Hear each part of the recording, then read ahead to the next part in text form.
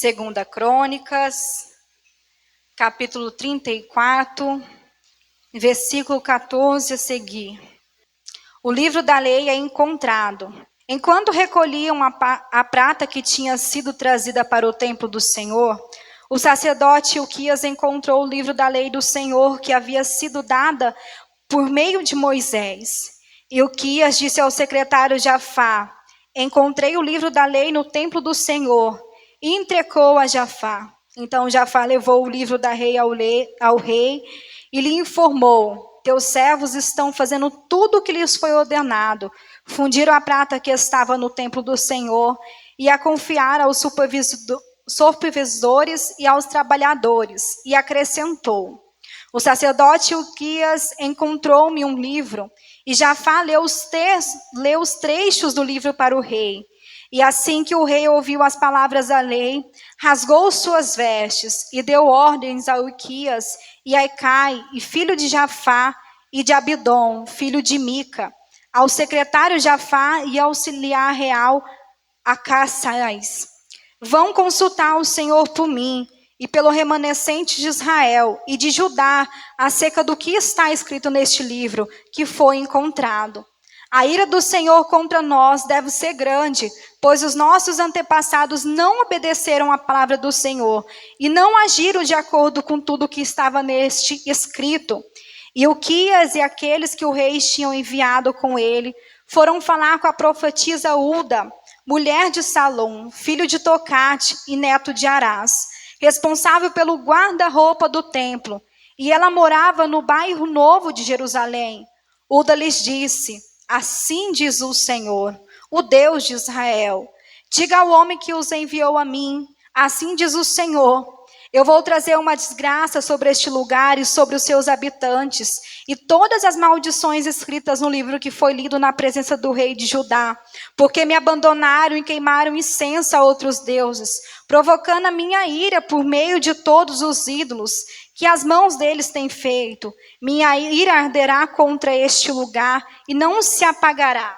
Digam ao rei de Judá que os enviou para consultar o Senhor. Assim diz o Senhor, o Deus de Israel, acerca das palavras que você ouviu, já que o seu coração se abriu e você se humilhou diante de Deus, quando ouviu o que ele falou contra este lugar e contra os seus habitantes, e você se humilhou diante de mim, rasgou as suas vestes e chorou na minha presença, e eu ouvi, declara o Senhor. Portanto, eu reunirei os seus antepassados, e você será sepultado em paz, e os seus olhos não verão a desgraça que trarei sobre este lugar, e sobre os seus habitantes. Então eles levaram a resposta a Josias, e em face disso o rei convocou todas as autoridades de Judá e de Jerusalém, e depois subiu ao templo do Senhor acompanhado por todos os homens de Judá e todo o povo de Jerusalém, e os sacerdotes e levitas e todo o povo, dos demais simples aos mais importantes, para que o rei leu em alta voz todas as palavras do livro da aliança, que havia sido encontrada no templo do Senhor. E ele tomou o seu lugar na presença do Senhor e fez uma aliança, comprometendo-se em seguir ao Senhor e obedecer de todo o coração e de toda a sua alma os seus mandamentos, aos teus testemunhos e aos seus decretos, cumprindo as palavras da aliança escrita naquele livro. Amém. Nós lemos a palavra do Senhor, que se encontra também no livro de 2 Reis e no livro de 2 Crônicas. A saber que o livro de 2 Crônicas, 1 Crônicas também é um resumo de 1 e 2 Reis, aqui com alguns detalhes ou de forma um pouco mais resumida, para que seja mais fácil até para que nós venhamos compreender.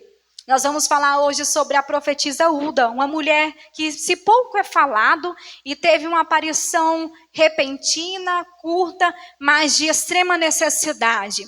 Josias é um dos poucos reis que serviu ao Senhor como Davi serviu. Que ele não ali idolatrou, que ele não fez com que o povo se corrompesse, que ele seguiu o Senhor como tinha que ser. E ele seguiu o Senhor dessa forma, com, se a gente pode falar, com um senso comum.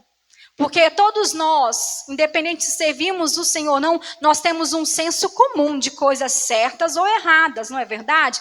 Quando você não estava aqui, tem algumas coisas que você já não praticava por saber que não era bom, que não era agradável.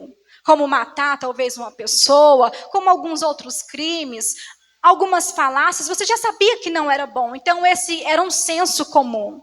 E por esse senso comum que já tinha no coração de Josias, ele já servia ao Senhor com integridade, com fidelidade. Mas Josias, ele foi um homem, um rei, que ele foi predito pelo Senhor antes mesmo do nascimento dele. Antes mesmo que Josias estivesse ali, no ventre da sua mãe, o Senhor já tinha enviado um profeta a profetizar, ajudar que este rei viria sobre a terra.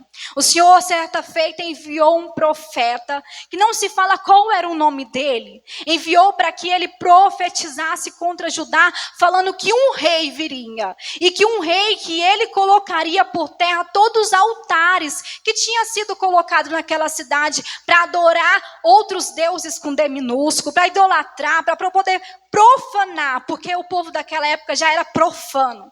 Eles praticavam idolatrias horrendas, coisas horrendas na presença do Senhor. Mas o Senhor prediz que esse rei viria, e ele até mesmo queimaria os ossos daqueles que eram sacerdotes de outros deuses. Então ele faria um avivamento, ele traria um avivamento, uma mudança de comportamento, de mentalidade para o povo de Jerusalém.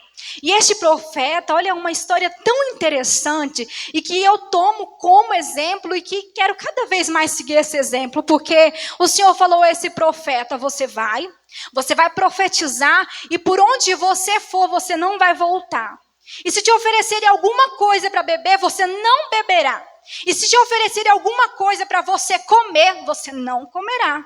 E ele foi encarregado de cumprir este mandato do Senhor, isso que o Senhor tinha estipulado para que ele fizesse. E ele foi e chegou naquela cidade, e assim ele profetizou contra o povo, profetizou que viria um rei e tudo mais. E na hora de ir embora, o rei que estava ali falou assim: olha, você não quer comer e beber na minha casa? Ele falou: não. Porque o Senhor falou que eu não bebesse, não comesse nada desta terra. E que eu não fosse nem mesmo pelo lugar que eu vim. E ele estava indo por um lugar diferente. Quando apareceu um profeta que estava naquela cidade e falou: você não quer comer e beber na minha casa? Ele falou assim: não, o Senhor falou para mim não comer nem beber em lugar nenhum. Ele falou assim: mas o anjo do Senhor apareceu a mim. O anjo do Senhor apareceu a mim e falou que você podia sim comer e beber. E esse profeta que estava ali cumprindo tudo, olha, corretamente. Vamos falar que ele estava nos 80% dos 100% que o Senhor tinha pedido a ele. Ele voltou com esse profeta para a casa dele, bebeu e comeu. E a boca do Senhor tomou ele. O profeta que tinha convidado e tinha falado que o anjo tinha ido lá. E falou assim: porque você comeu e bebeu, você não vai ser enterrado com os seus antepassados, porque você não cumpriu aquilo que eu te pedi.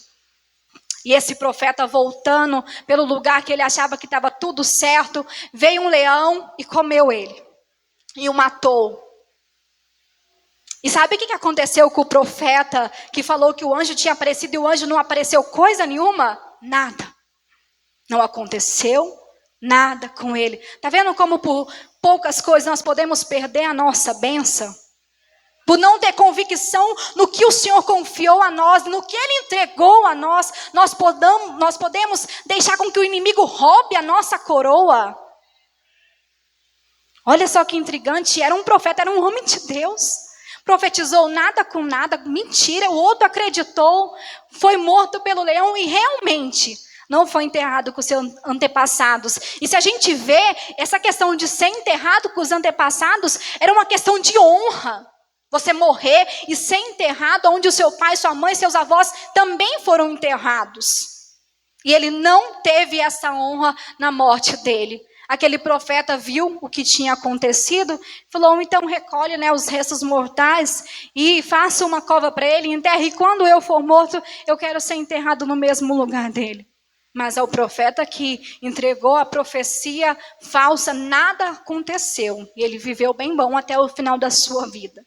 Mas a gente vê o quão Josias ele foi preparado e programado para o Senhor. Já era algo que estava no coração do Senhor que ele viesse e fizesse todo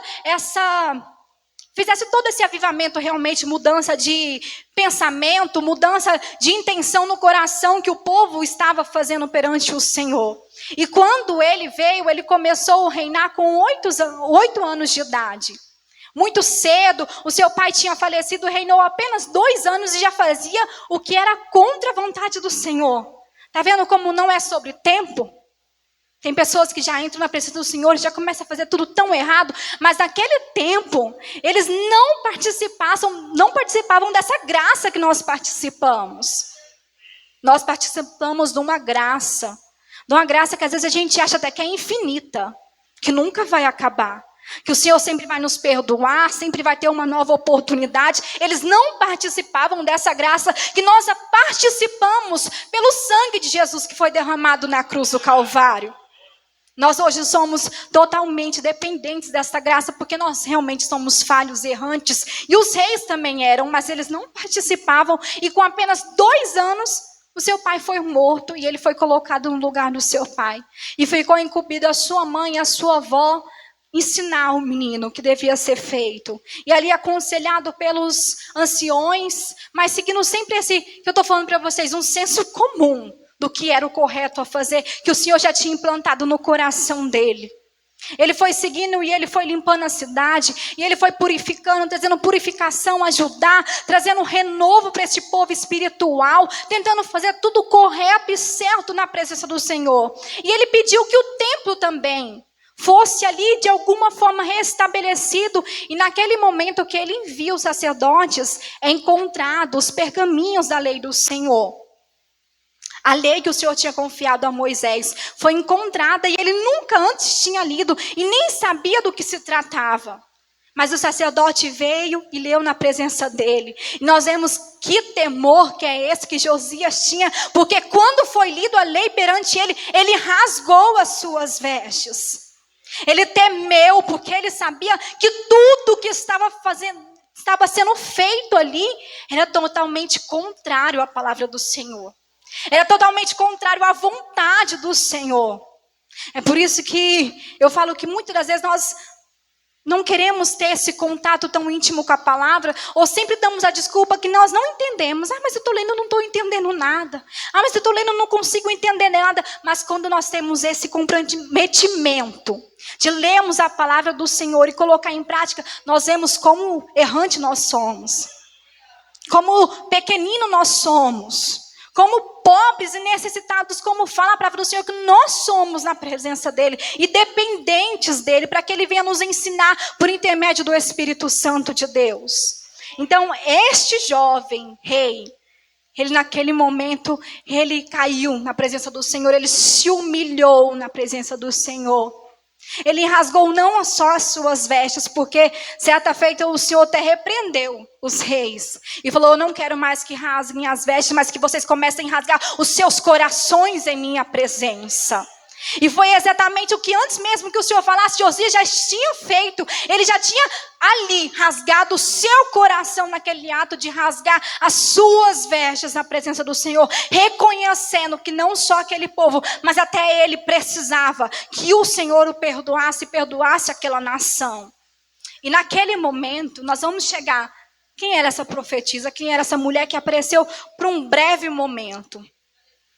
Naquele momento que ele pediu para que homens, para que os levitas ou até mesmo o sacerdote, alguns guardas fossem buscar do Senhor. Não tinha só a profetisa Uda que profetizava.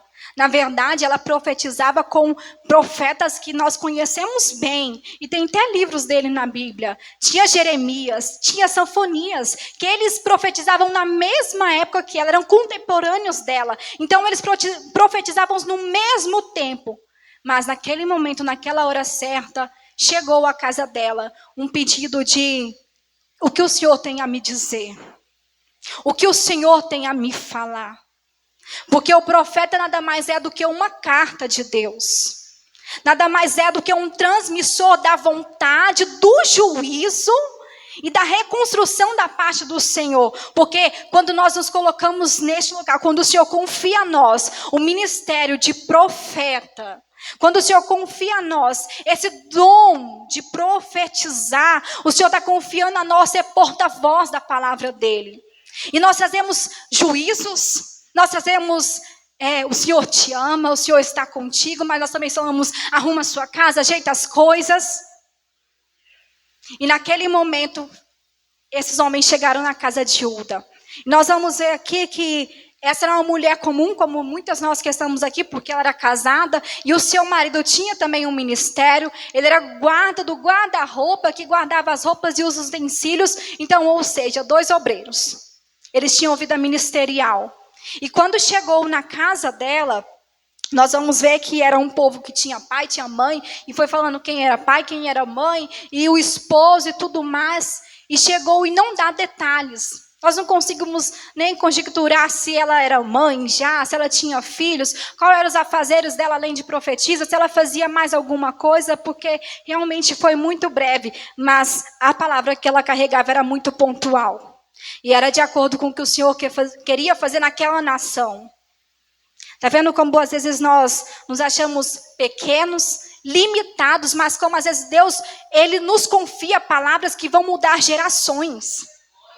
Que vão mudar a vida de pessoas que antes não tinham esperanças. E que até mesmo vai alertar juízos que o Senhor já fez a respeito de certas casas, lugares, cidades e tudo mais. Mulheres e homens que viviam no anonimato. Como eu disse, tinha outras pessoas. E às vezes nós sempre falamos para o Senhor essa desculpa. Tem outras pessoas. Tem um obreiro melhor do que eu. Tem uma pastora melhor do que eu.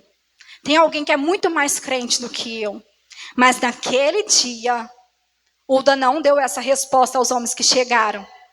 Uda não falou, tem alguém melhor do que eu. Tem alguém que Deus tem mais intimidade, porque nós falamos, olha, fulano, Deus tem muita intimidade. Tudo que ela fala se cumpre. Não, Uda não falou, tem Sofonias. Uda não falou, tem Jeremias. Um profeta Jeremias. Irmão, certa vez eu escutei um louvor e eu tenho sempre uma curiosidade, acho que acima da média, e eu queria saber de onde o cantor tirou aquela inspiração para escrever aquela canção, e ele falava assim que tem uma chama no peito dele que arde. E aí eu fui procurar e vi que foi Jeremias que falou, Senhor, eu não queria falar da tua palavra, eu não queria falar o que o Senhor me mandou, mas tem uma chama no meu coração, que ela arde tanto, que me impulsiona a falar do Senhor. Esse era o homem que essa mulher não hesitou em falar. Tem Jeremias. Tem alguém melhor que eu. Tem alguém que o Senhor colocou um fogo no coração, uma chama viva. Ela não hesitou e nós hesitamos. Nós estamos sempre falando, tem gente que tem mais tempo que eu de crente. Tem gente que tem nome. Tem gente que tem bagagem, mas o Senhor não está te perguntando nessa noite qual é a sua limitação. O Senhor não está perguntando se você é saudável, se você é doente, se você gera ou não gera, se você tem família boa ou não tem, se você tem nome ou não tem. Uda, ninguém lembra dessa mulher. Quantos cultos que você foi que alguém falou sobre esta mulher? Não estou falando que eu sou melhor que ninguém, mas quantos cultos você foi que alguém lembrou desta mulher? Que em meio a uma predominância de profetas homens, a casa dela foi escolhida para consultar o Senhor. A casa dela foi escolhida por um sacerdote para ser consultada pelo Senhor. Para que o Senhor falasse por intermédio da vida dela. E olha, nós começamos a ler essa palavra aqui. Pode ser que você se assustou quando eu falei o juízo que ela trouxe sobre Judá. Que ela falou que o Senhor ia destruir, que o Senhor ia fazer. E se você ler, isso não é a primeira vez que o Senhor falou. O Senhor falou inúmeras vezes, tanto com o reino do norte quanto com o reino do sul. Inúmeras vezes, porque o Senhor não queria fazer isso com o seu povo. O Senhor não queria os castigar dessa forma. Hoje eu estava na escola dominical de manhã, e o pastor falou uma coisa que eu já tinha ouvido há algum tempo, e se nós pararmos para poder pensar e formos realmente estudar, nós vamos ver que o historiador, ele verificou que esse pecado que Israel, ele fazia contra o Senhor, a idolatria, se prostituir com outros deuses, porque o Senhor considerava isso prostituição, porque o Senhor os tinha como esposa e ele como marido deles. Por isso que o Senhor, ele fala que era prostituição. Por isso que o Senhor fala que eles eram prostitutos.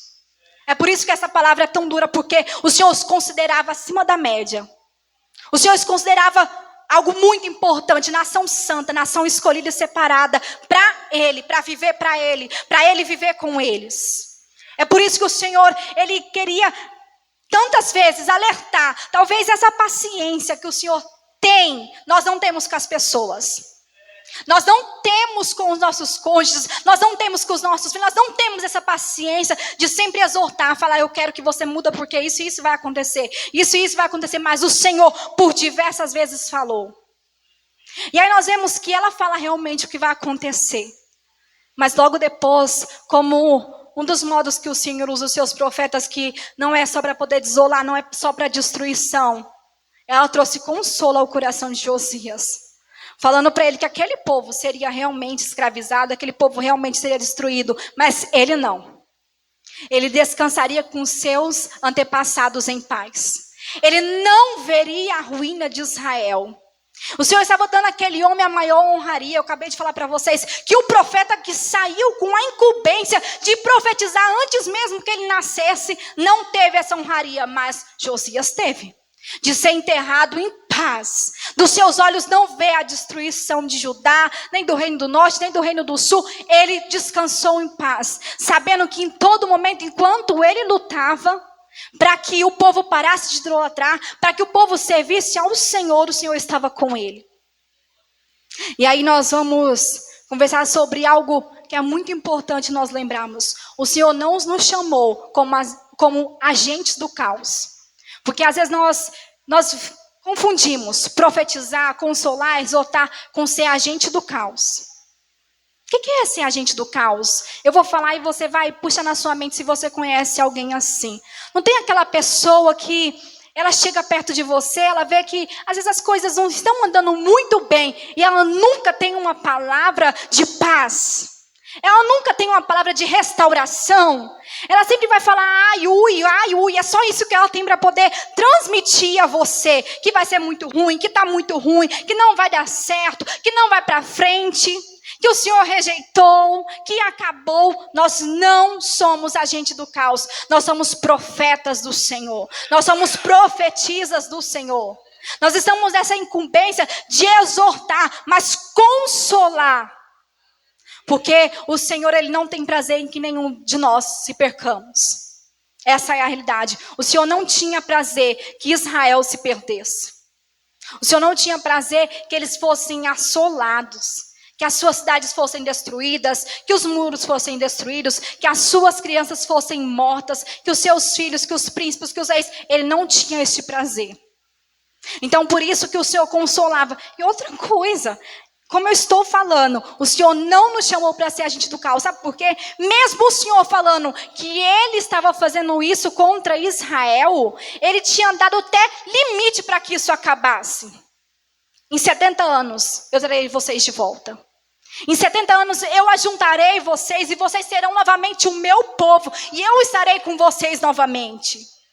O Senhor estava dando ali para eles a chance, mas que mesmo que se eles não conseguissem, como não conseguiram agarrar essa oportunidade de servir ao Senhor fielmente, o Senhor estava dando a oportunidade para que eles soubessem, para que eles não deixassem morrer, nem no seu coração, nem na sua mente, que eles eram um povo escolhido do Senhor, que eles eram um povo eleito para o Senhor.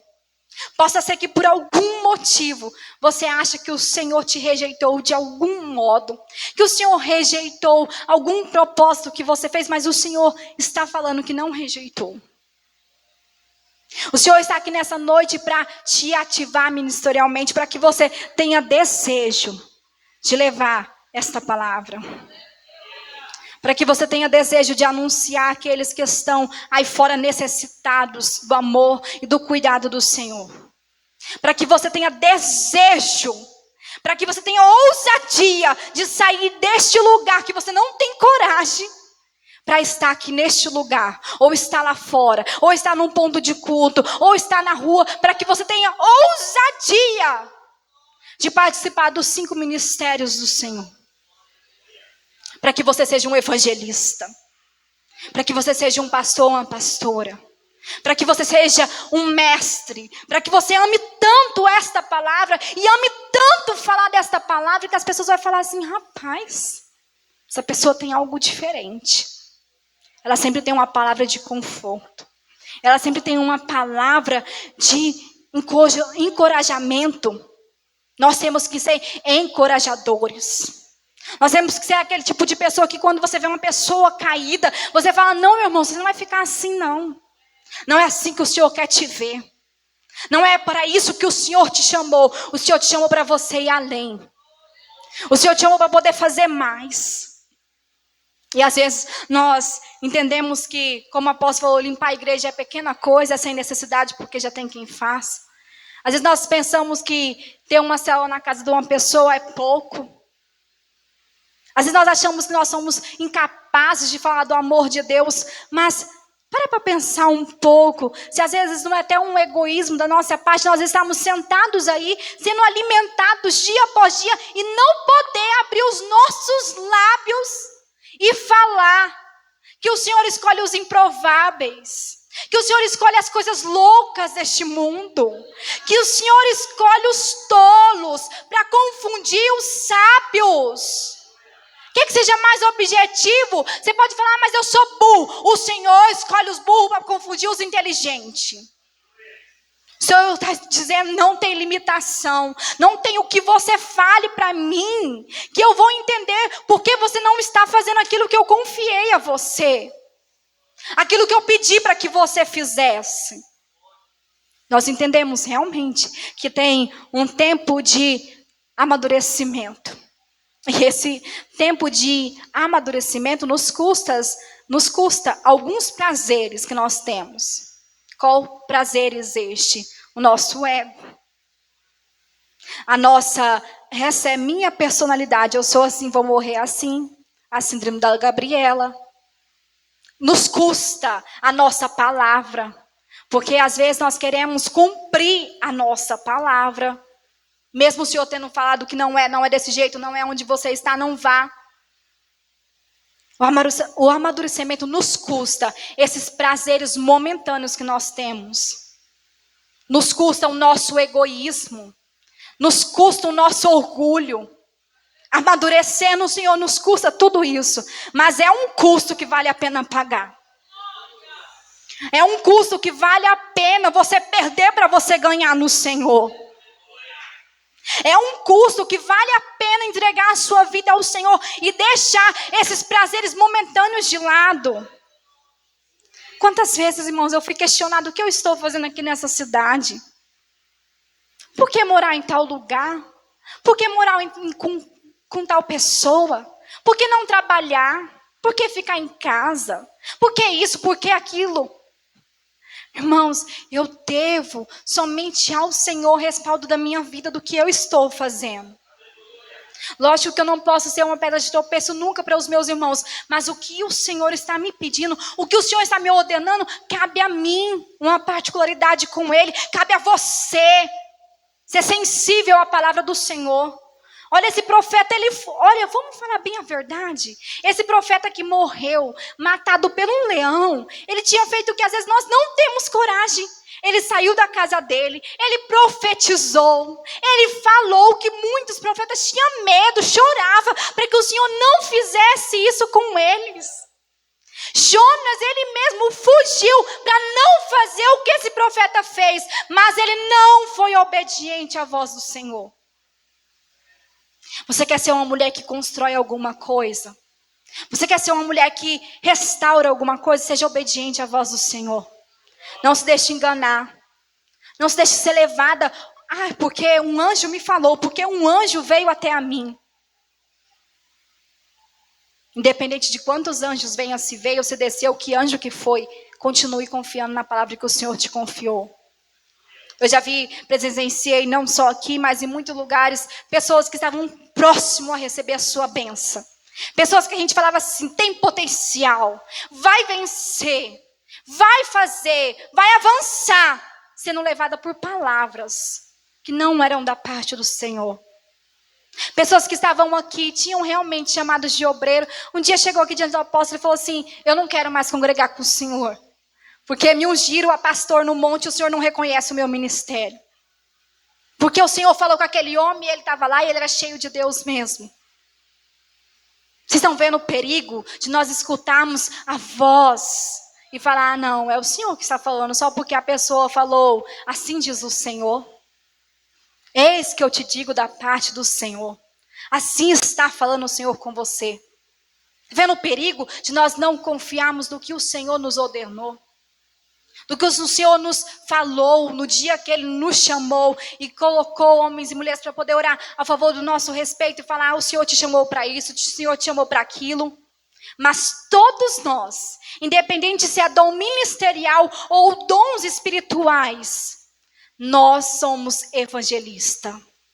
Nós somos aquele que vai levar as boas novas do Senhor por onde nós formos, aonde nós estivermos. Às vezes nós queremos limitar e falar assim: mas eu não tenho tempo porque eu trabalho. Quem sabe se o Senhor me deixar em casa e me manter, eu viver pela fé, aí eu vou ter tempo de fazer. Mas você se esquece que às vezes Deus te coloca num lugar que ninguém serve ao Senhor, que ninguém conhece o Senhor.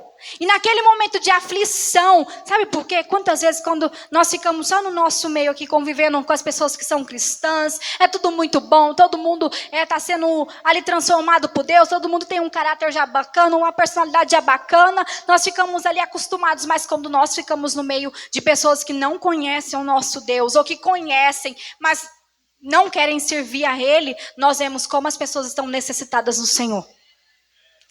Como as pessoas se encontram angustiadas, sobrecarregadas, depressivas. Nessa sexta-feira eu estava no salão atendendo uma cliente, já tinha atendido a mãe dela, estava atendendo a filha e tinha a neta lá sentada com 19 anos de idade.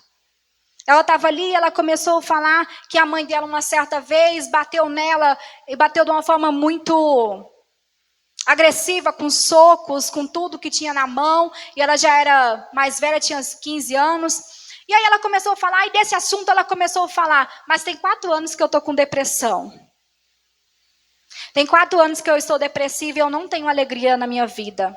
Esse ano está um pouquinho melhor, mas eu já tomei uma cartela inteira de Rivotril.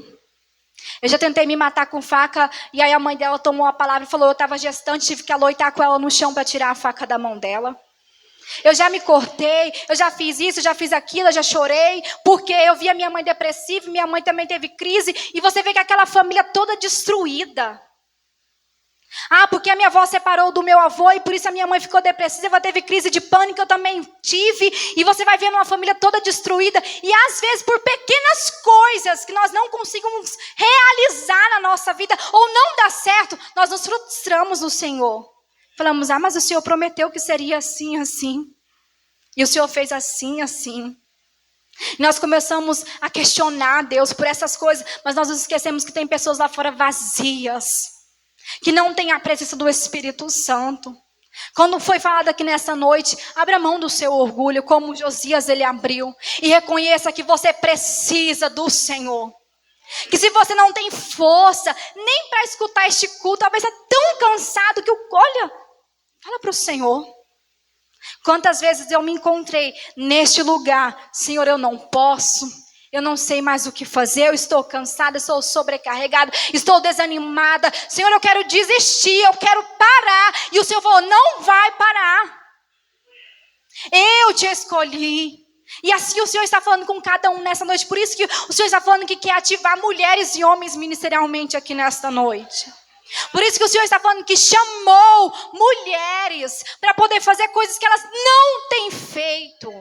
Que o Senhor te chama para poder mergulhar na palavra dele. E você sempre encontra a mesma desculpa: eu não entendo, é muito difícil, eu não compreendo. Nós estamos sempre buscando alguma desculpa. Olha que Uda, essa mulher era casada, como eu falei para vocês. Poderia ter falado: agora eu estou ocupada fazendo almoço, eu estou ocupada fazendo a janta, eu estou ocupada fazendo aquilo outro. Tem outras pessoas que podem ir no meu lugar. O Senhor pode consultar pessoas melhores. E ela não fez. Ela não foi agente do caos. Ela trouxe, sim, realmente o que o Senhor estava falando, que aconteceu, o que ela falou se cumpriu. E também trouxe um renovo para a vida de Josias. Sabe por quê? Nós vemos aqui, o que aconteceu quando saíram da casa dela e foram a Josias e falaram? Ele se reuniu com todo o povo. E foi ler a palavra do Senhor a este povo. Ele se reuniu com todo este povo e falou, pode fazer a Páscoa que vocês não fazem mais. Por que fazer a Páscoa? A Páscoa, irmãos, era uma festa da maior herança que o Senhor tinha deixado para o povo hebreu, para o povo israelita, porque a Páscoa significava pachate, passagem.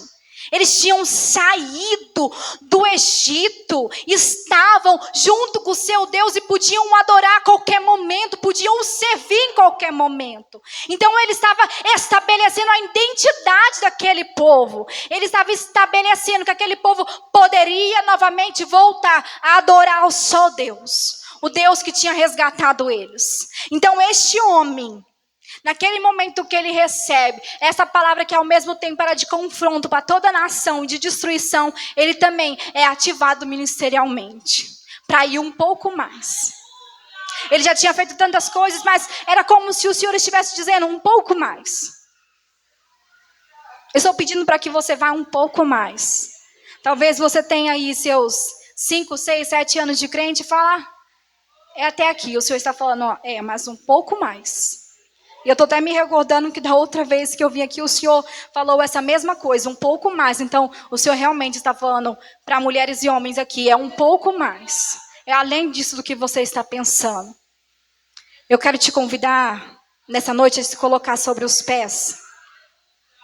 Para que nós possamos orar ao Senhor.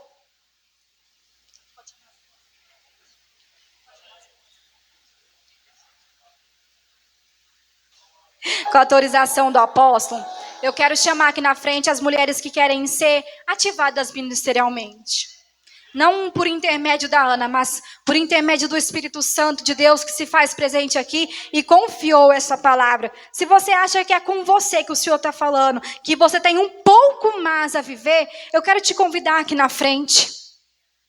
Eu quero te convidar aqui na frente para poder, perante os homens e perante o Senhor, falar, Senhor, eu estou temendo o homem, eu estou temendo o inimigo da minha alma, eu estou temendo as minhas limitações, eu estou temendo as doenças que tem no meu corpo, eu estou temendo o pouco intelecto que eu acho que eu tenho. Então eu estou te convidando aqui na frente para dar este passo sobrenatural, espiritualmente falando.